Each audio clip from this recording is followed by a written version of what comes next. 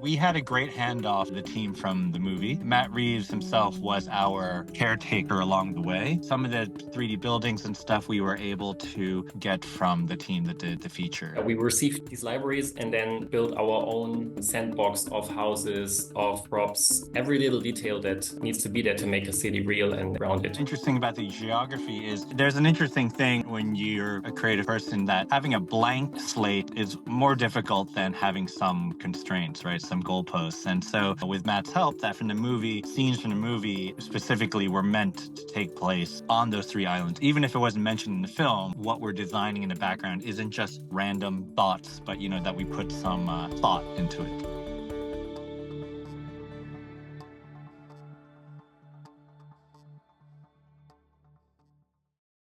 Hi, I'm Gordon Burkell for Filmmaker U. At filmmakeru.com, we create courses for film professionals to deepen and diversify your existing skill set. You can learn more at filmmakeru.com, or of course, follow us on Instagram at filmmaker_u. Every week, we interview a film professional to discuss their work, and this week I'm joined by Johnny Hahn, Ed Bruce, and Emanuel Fuchs, the VFX team behind HBO's The Penguin. Welcome to the show, guys. Hey, thanks for having us. I guess... What was when you got brought on to the Penguin, what were the expectations for the visual effects? Like, what were the early discussions and what were the challenges that were put forward to you? So from the very beginning, we knew that this would be a direct sequel from the Batman feature film by Matt Reeves. And what that meant was it was not only the same universe and had the same tone and feeling and look, but it had to literally happen after the events of the film, just 2 weeks after, which means there's an extraordinary amount of continuity that we try to inject. Specifically, the events of the Riddler's bomb set had flooded the city, and so throughout the film, there's as many hints of the ravages of the flood, as many as we could possibly fit. Now, you guys, if I'm not mistaken, recreated the flood, sort of destroying Vic's area. What were some of the challenges with water and in creating that sort of world? Yeah, before I answer that one, Ed, maybe you can talk about the flooded Gotham shots you guys did in the prologue. Yeah, so I think to extend upon what Johnny was saying, there was a very established world that the Batman film had.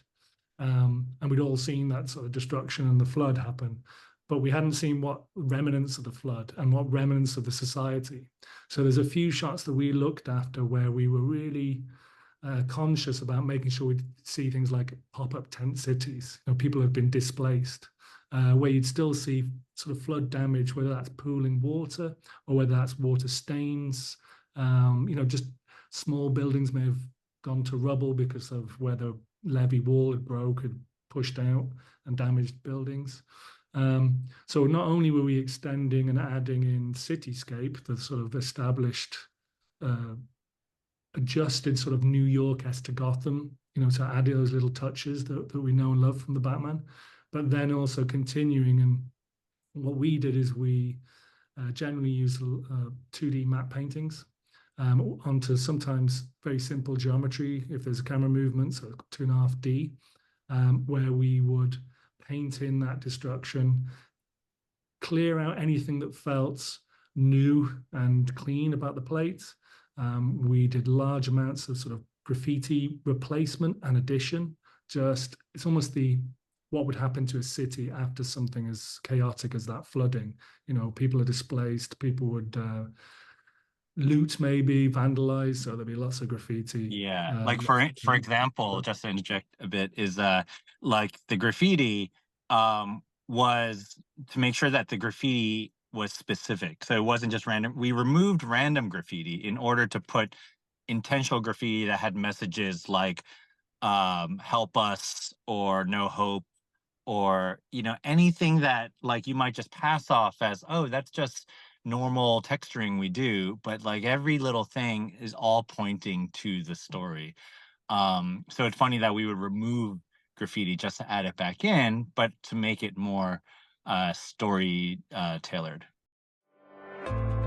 I sort of got into VFX by accident. I always had a technical interest in photography and especially as it relates to movie making. There's something magical about the ability to believe something is happening when it isn't. So I went as a live action producer into a company called Bob Abel and Associates. Then I would have to, have a meeting about how do we do this effect that's in this commercial, and I never got the straight answer I was looking for. I have camera knowledge, so it's like, since it's kind of ambiguous, why don't I just grab a camera and we'll try it out. You have to figure out what tells the story and use every trick in the book to solve your problem. I am Rob Legato, and this is my course on visual effects.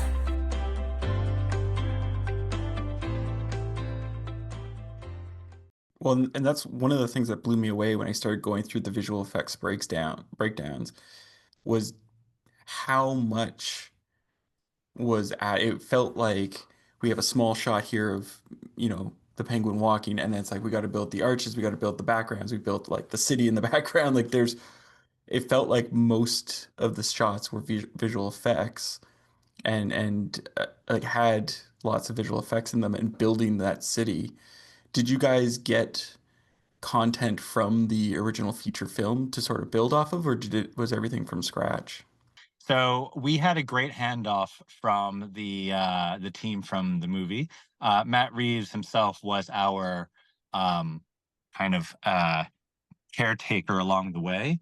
So he was always able to point us in the direction of like, oh, by the way, in the movie, we had made, a building like this, or the trains in our movie look like that, and then Dan Lemon from the VFX supervisor from the film, I had a great call with him at the start for all those little kind of little moments. We just went through the film and say, hey, by the way, yeah, that train is based on this one from Chicago, or those tracks are the ones from this part of the town. And so we had a nice handing of the torch. And some of the 3D buildings and stuff we were able to get from the team that did the feature. And Emmanuel, maybe you can talk more about the city building. So as Johnny mentioned, there was a vast library of references that we got from the Batman movie. Some of the assets we also received as actual 3D models, sometimes with textures, but oftentimes it's different software packages, so you have to adjust and walk your way through. So yeah, we received these libraries and then built our own sandbox of houses, of props, of every little detail that needs to be there to make a city real and grounded. And then assembled all these buildings in a proper functioning way, so that we resemble these in that case 3 islands that make up Gotham, inspired by New York City. And yeah, once we had that, made sure that the landmarks like the Wayne Tower, all those bridges are in the correct spot, and then started to populate the city with our cameras, and yeah, went from there. One interesting about the geography is, there's an interesting thing when you're a creative person that having a blank slate is more difficult than having some constraints, right? Some goalposts. And so whenever we had to fill in or create a skyline, we decided to really lean into some geography because it would just give us some rationale, some logic to what was in every skyline.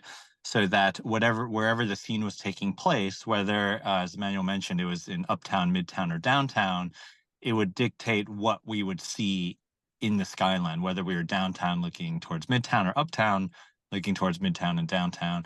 And we had determined from with Matt's help that from the movie, certain scenes from the movie specifically were meant to take place on those 3 islands. Even if it wasn't mentioned in the film, theoretically, like Gotham City Police Department, which is that clock tower that is featured in the movie, we know that is downtown. And so, for instance, in episode 3, when Oz and Victor are at the Apex Club dealing their bliss, that was established to be in Chinatown, which is in downtown. So we knew that, hey, the clock tower would be nearby. So let's feature that. And it's not necessarily for Easter egging. It's more to give ourselves some logic and rationale and kind of confidence that what we're designing in the background isn't just random thoughts, but that we put some thought into it. And an extension of that, right, Johnny, is the use of the bridges as a sort of traveling point between one island to the other. We looked after quite a poignant scene, I think it was in the 6th episode, where Oz is sort of rallying his troops. He's having a bit of a speech, and he's gathered them into this abandoned warehouse. And the bridge was seen through the sort of broken shell of the warehouse as almost like an eyeline direction of, they are here in this island, on the bank of this island, looking towards Gotham. And it was a very poignant moment for Oz, a very powerful speech for him.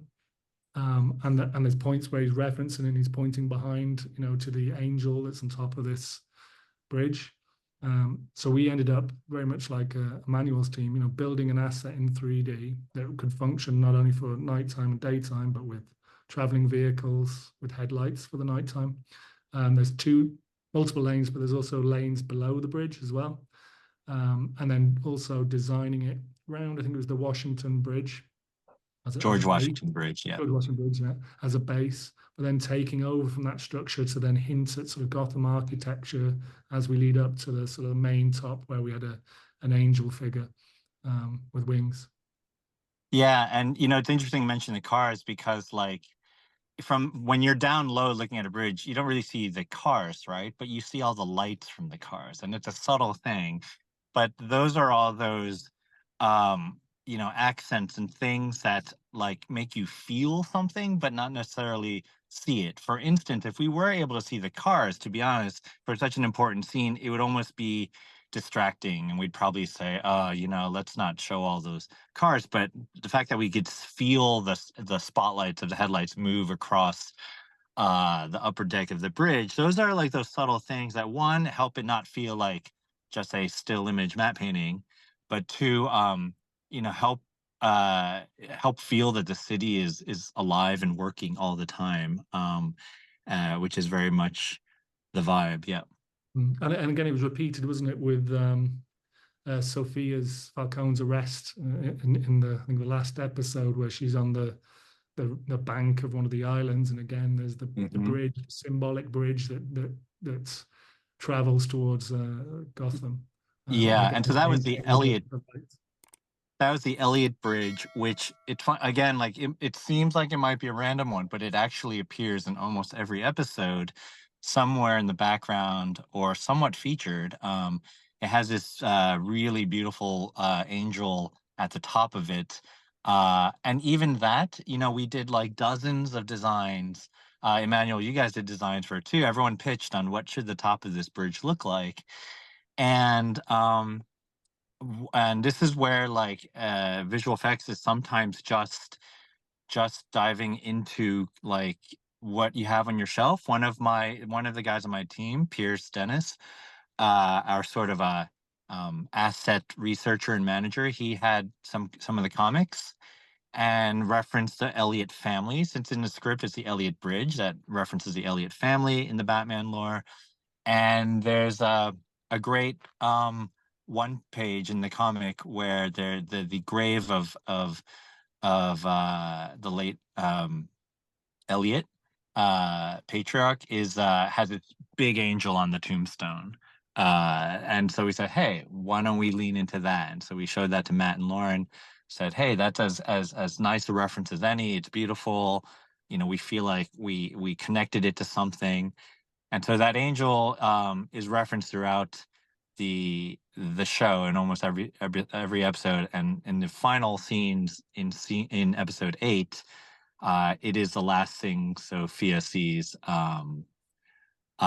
before being taken away. Spoiler. It's funny because you guys are talking about the bridges and the driving, and I watched a breakdown of, I guess, with the driving to get the cars moving in the background, you guys used LED lights, and you'd gone around New York and sort of shot a bunch of stuff. What are some, because like the virtual production and the LED walls and stuff are still relatively new. So what are some tricks with it or difficulties that you sort of learned that young people should know about when dealing with LED walls? Yeah, I think you hit it on the nose. It's still pretty new, right? So there's still many ways to skin the cat. And we said, hey, we don't have to do it one way. Let's try different things, see what works. So in episode 1, we tried 3 different things. We tried shooting our own plates of New York City with a 9 camera array of I want to say Panasonic GH1 cameras. I'll clarify that later. And that way it could be authentic we could choose what neighborhood. And even in that scene in 1, in the script it says we stop at a red light and Oz rolls down the window and throws the burner phone out the window. So we wanted to record those beats in the driving footage where we found a red light that we could stop at, um timed it out to the dialogue, and then started again. And what we learned is, that sounds great, but on the day, who knows what choices are made, right? With the talent, with the director, of like how long we should stop at the red light. So it worked, but then we learned from that and said, okay, maybe we don't need to do that. The other thing we tried was we liaised with Warner Brothers Games to ask them to. They had a whole great Gotham City built out from the. I always get this confused. It's either the Gotham Knights or the. They're 2 games that sound very similar. I think it's Gotham Knights, and they built a. They have a whole fleshed out city, and we said, hey, we're all under the Warner Brothers umbrella. Would you guys like to render out for us?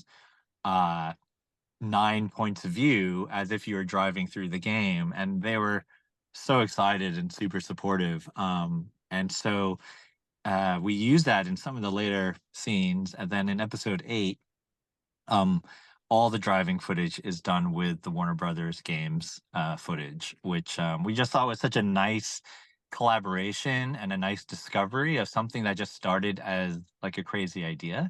We didn't have the resources to like drive the game in real time on 9 screens. That would have been like the ultimate thing, was take the engine and make it interactive, and even make like the steering wheel of the actor, affect the game. But, we didn't have that resource, but we at least had the resource to use the game assets and render that out. And I think it looks really good.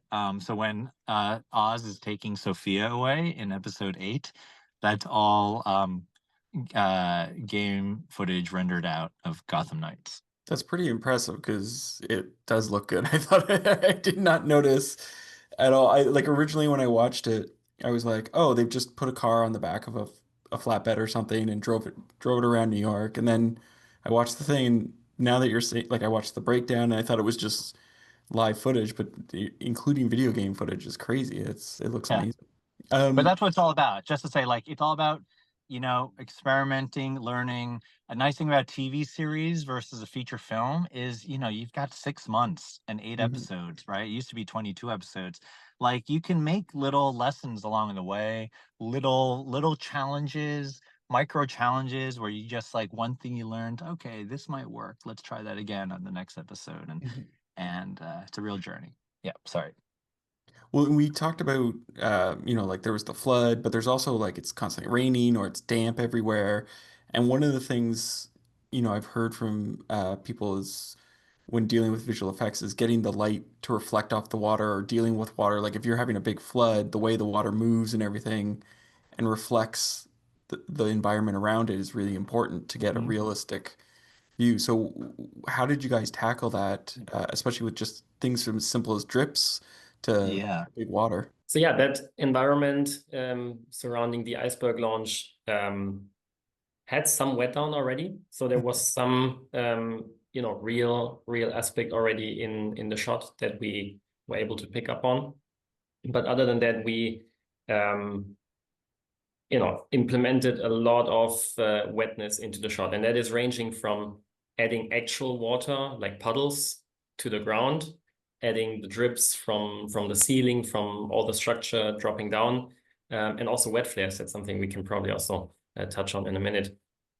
So the importance is that you really, in terms of reflection and everything that you're seeing there, that feels correct, that is parallaxing correct, and you oftentimes have to at least build somewhat of a 3D representation of the surrounding to be able to do that, in case it's puddles, in case you want to have real reflections.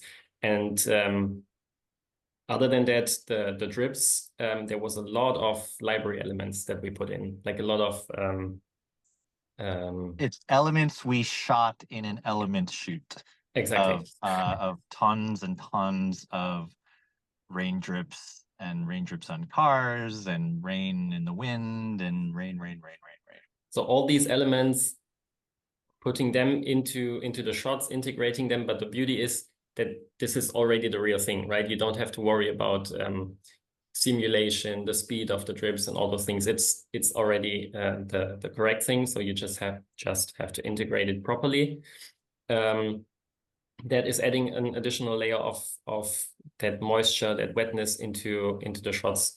Then there's obviously some volumetrics, like some fog that is also adding to that feel, and then these wet flares.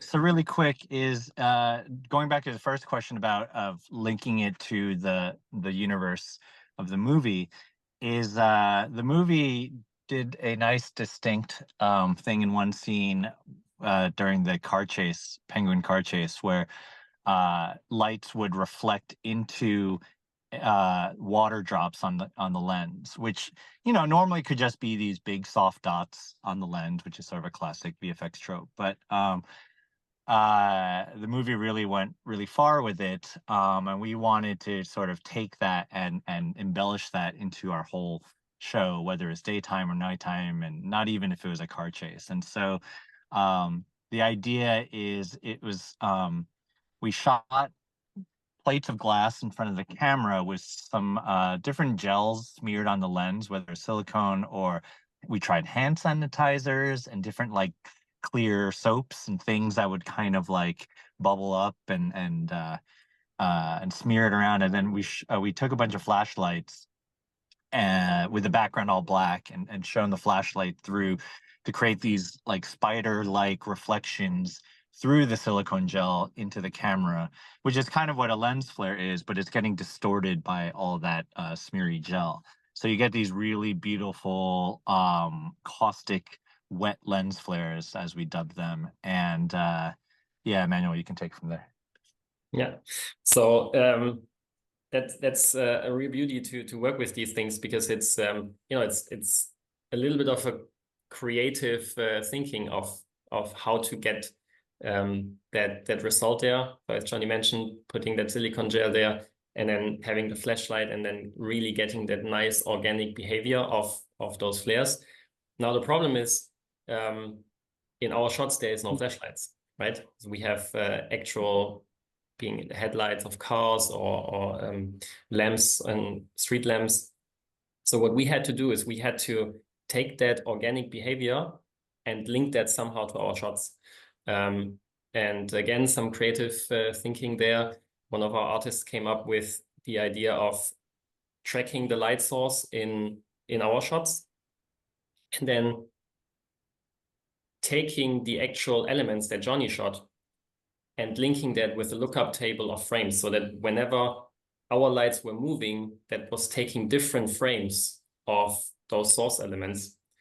And that way we were able to maintain that nice organic behavior, but linking it to our motion within our shot. And that eventually helped to glue everything together, the CG, the plate. Probably one of the smartest things I've ever done for my career. It gave me all the tools that I needed to be able to jump into a new career. getting myself into a mindset, thinking like an editor, and being around people that I can talk to on that level was really invaluable to me. A lot of the things that I learned from that class, I still think about. I loved the classroom. I loved the computer stations. We built a sense of community. And it also instills a lot of confidence in you to take that and go out into the world. After I took the class, I felt very prepared to take the next step. I owe Manhattan Workshop the career that I have right now. Things have been going great, and I really have the Manhattan Workshop to thank for that.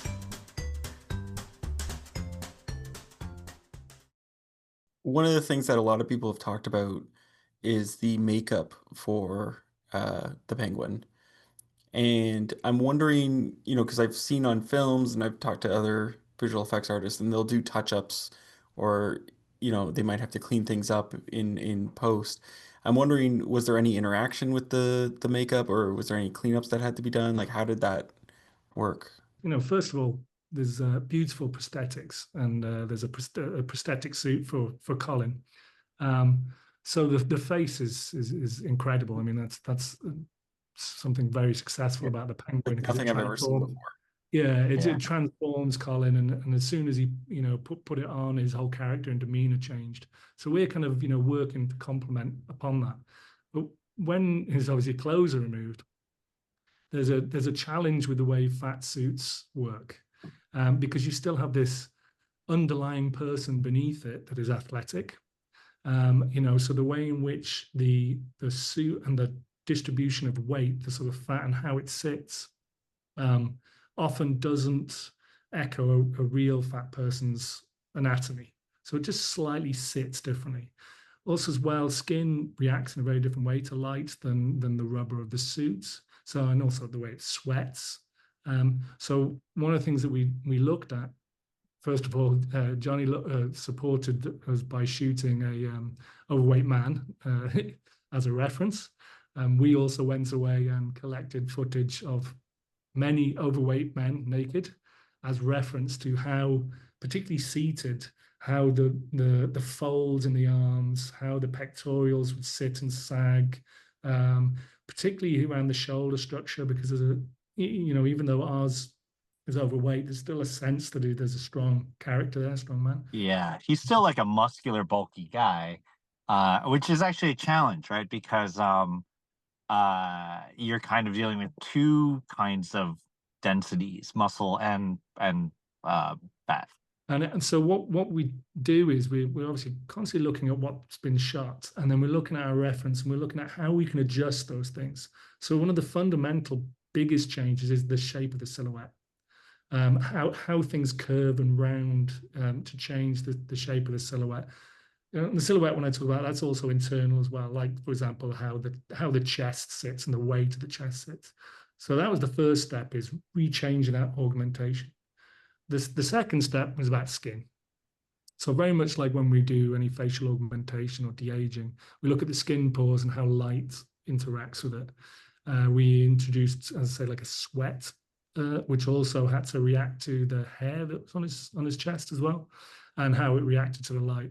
What made that scene, as I say, slightly more complex was the performance relating to the wire that was being tortured, as it was cutting through his shoulder. So first of all, the wire was replaced. That was not a real barbed wire that was on Colin.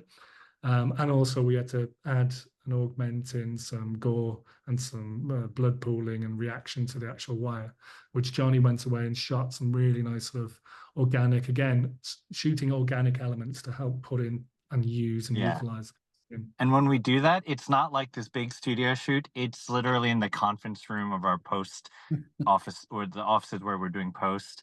And we go down to the drugstore. We bought a bunch of gloves, like those plastic gloves, and we filled them with like sponges filled with Halloween blood, and kept like poking them with pins to create little droplets to bleed out. And and that really is, we think about, the super fancy ways of simulating blood and fluids and tension and pressure and viscosity.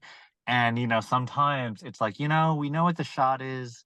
We think we've got a lot of cameras here. And so we worked with Ed on exactly like what would be the elements that would help them the most. to really give them the best fighting chance to make it work. And you get these, looked you get these amazing. really nice happy accidents when you do what Johnny was saying. You play with things. You know how these little beads of blood came through the tiny little pin pricks, that the fabric of the barbed wire had little threads, and they were just pin pricks. So even when he wasn't being aggressively tortured, these little pin pricks would release these little beads of blood. And then once that wire rubbed up and down, then that blood smeared onto the skin. And then once the cuts were a little stronger, then a stronger cut would form, and then a blood dribble would form. So you learn a lot from sort of shooting something. You learn, you know, the physics of how a bead of blood would go from a bead into a running bead into then how that bead would diminish because the blood's been wiped into the path. So that motion as well of how the wire was torturing him and pinching and pulling at the fat suit, again, that needed a little bit of augmentation to make it feel more natural, rather than a fold of a fabric or rubberized fabric in the suit into more how skin would pinch when that action was happening. What was the scene, I guess each of you, if you could give me your scene that you were most excited to tackle? I loved working on the fat suits scene and just supporting Colin's performance. But I would probably say that sequence in 106 where he's delivering his speech, because it was such an incredibly powerful performance from Colin. You know, what we were doing was an invisible effect that supported the storytelling. And when you watch it, you're never looking at the background. You're never looking at that bridge beyond the city. You don't care. You care about the performance. So I think that when it was finished, and particularly, you know, as Manuel talked about with adding flares, there was a lot of light bleed and interaction from the internal lights, and then how that worked into the background lights. When it was finished, I think that's a really invisible effect. So then it didn't take away at all from Colin's performance. For us in the beginning, it was probably burning the Maronis. We had that one sequence where Taj and Nadia burned to the ground. And like Ed mentioned, that's actually very, very interesting, because it was planned differently. It was planned a lot more full on. We see the guys burning, but then everyone took a step back and realized it's about the actor, it's about the emotions, and that is best transported watching Oz seeing these other people burn to death. So that meant, you know, having the focus rather on Oz, seeing them burn within the reflections of his eyes, watching him see that action, and then it was still interesting from a, you know, techie, nerdy standpoint from our guys to create the digi-doubles, set them on fire, look at all the references that Johnny provided, and then, burn them to the ground. What Emmanuel was saying, that scene was so interesting because we realized the scene isn't about the Maronis, us watching the Maronis burning. The scene was about us watching Oz watch the Maronis burning. And once we figure that out in the edit, we recut the whole thing because it really is about why Oz is taking joy in the scene and not really about feeling bad for the Maronis. It's a very interesting scene if you think of it that way and rewatch it. It's so consistent with the show, but you know, it's another like less is more case. For me, and sorry, I probably skipped over it earlier. The flood, Victor experiencing the flood and tragically wiping out his entire life, his family, was definitely the scene for myself that we knew we had to get right. It was such a crucial scene where we were creating something that is normally regarded as a bit of a spectacle scene, you know, something that is a big ooh and ah and kind of a popcorn moment when you see, you know, floods and tsunamis and bridges exploding in films. It's usually in that context, but we had a complete opposite endeavor, which was to make all of this disaster point right back at Victor and help and the challenge was letting us feel what Victor is feeling, and not about watching some incredible simulations ensue. So similarly, that scene was recut many times to really even conceptually storyboarding it.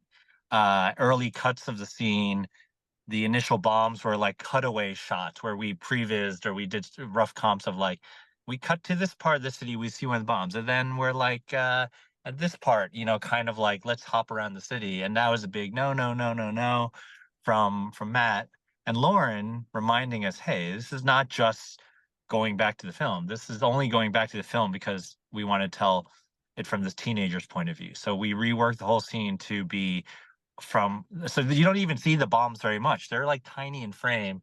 And originally we did these full frame shots of the explosions because we realized, like, his point of view, the bombs are hidden behind buildings and he's just seeing the glow, which is more terrifying if you're just a kid and you're not expecting any of this and you don't even know what's happening. We honed in on that, on sort of the fear that he'd be experiencing and the confusion of it all. With him and Graciela, just having this tender teenage, love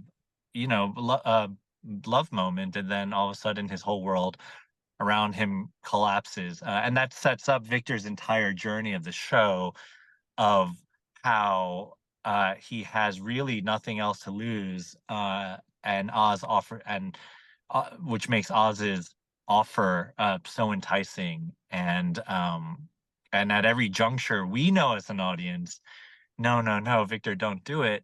But then once you learn of what Victor had gone through and how he really has nothing, you understand why Victor decides to do the unthinkable, or to do the things that Victor knows is morally wrong. But but with Oz, it gives him at least a chance to become, to There's a grow. lovely moment, isn't there, Johnny, in that sequence where the camera goes from the moment of the two of them on the top and then overtakes the teenager into his POV. So it takes the audience from a kind of, just a typical scene into that moment where it's all about how he sees. We did a shot. Yeah. Supporting the storytelling. Yeah, and that all started from storyboards, where and that's why, like, the team, like Matt and Lauren, they were so supportive in saying, hey, you guys, you show us what you think the scene should be like, right? And that's a huge amount of trust in visual effects to basically spell out the scene, because they kind of figured, well, we know what's easy and hard to do, what's expensive, what's cheap. We know what the story is about, and let us pitch it. So we drew, and we didn't even previs. It was tight, the budget was tight in the show, and we really, storyboards, in my opinion, are sometimes the fastest way to get your point across. And so we storyboarded it exactly that, of like, we're with Victor, we're over his shoulder, and the camera kind of goes past him, and we become his first person POV instead of like cutting to it, so that we kind of really strongly connect with, like, literally being his eyes. And that's exactly what we shot. We filmed it all on a blue screen stage, rebuilt the rooftop, and we used real tungsten lights. These days when you shoot these big scenes, a lot of times we're using big LED panels to just like mimic this orange light, but because tungsten light is kind of like firelight, right? It's black body radiation light. We wanted to really feel that hot orange light on our actors, and those lights, they're bright and they're also hot. You feel it on your face, and for the actors to feel those lights going off around them, they could feel the heat coming from the right or from the left. I think was such a great move, and the DOP, Darren,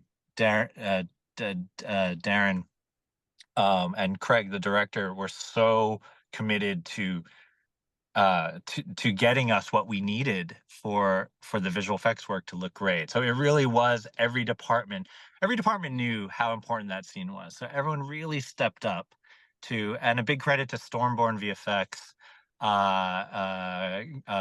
Goran Pavles, the VFX supervisor there, executed the visual effects for the flood itself, and really everyone stepping up to the plate and giving it their all. Now, I have one last question for you guys. What would you say is your favorite guilty pleasure film or TV show to watch? I try to avoid saying this, but I always come back to the Future. I don't know. Oh man, that was my answer. It's it's my favorite film. That was literally my answer. I've watched it whenever 1,000 times. anytime like you're scrolling through cable, or like you go to an Airbnb or something, you're traveling and you just gotta see what's locally on. That's on. It's just always yeah, let's watch that. It's it has something like only 11 optical visual effects, I believe. Maybe 13, the first Yeah. film. That's unbelievable. The Yeah. amount that Your they get memory has it as across. many more. Your memory has it as this spectacle, this visual effects spectacle, but it's so few. I mean, I watch that film every now and again, and even my kids, they come in and they see me watching, they're like, "Well, why are you watching this again? The greatest film ever." You know? I just showed it to my daughter like last weekend, and she was like, "There's two more?" I was like, "Yes, there is." I waited with both my children. I told them they wanted to watch it when they were younger, and I said, "I'm not going to show you this until you're ready," because I couldn't take the reaction if they said, "Oh, that's." I think, for the sake of still getting jobs in the industry, I'm gonna join them. No, otherwise I would have said, me being a little younger, Transformers. Actually, I'm a big robot fan. Yeah. The first Transformers really, got me into all this. Like, I started to build my own robot from my car back then, and created a rig so that I can transform it into a robot. That's probably my guilty pleasure. Robots. Everyone in visual effects kind of gets inspired by different things at different points in their life. I mean, you mentioned Transformers, whilst I didn't really enjoy them as films, but there's moments in those films which even today where I just go, that's breathtaking. The robots swirling and smashing through the building and all the building destruction. Even today, I will reference that if we're doing any level of building destruction. Like that, some people we stand say on the that was shoulders peak. of everybody else, Yeah. I think the second or the third one with that big worm robot, Yeah. some people think was peak VFX. That might have been when we were at the ultimate apex of when, budgets were big and creative was big, and the technology had just kind of culminated to a point where it was still really challenging, challenging in we had to invent it along the way. Not that we don't still, but yeah. I mean, what was echoing, obviously to the Penguin is some of those shots were very POV driven, like our flood scene. And I remember watching that sequence and kind of going, that visual effects is so good. It looks like what it would look like if that was happening for real, because it was shot from a POV point of view, looking up at the building as the worm was smashing through. Very inspiring stuff. Well, thank you so much for letting me interview you guys. Oh, we had a blast. And that's it for our show this week, everyone. Make sure to check us out at filmmakeru.com, of course, on Instagram at filmmaker_u. I'm Gordon Burkell. Thanks for watching.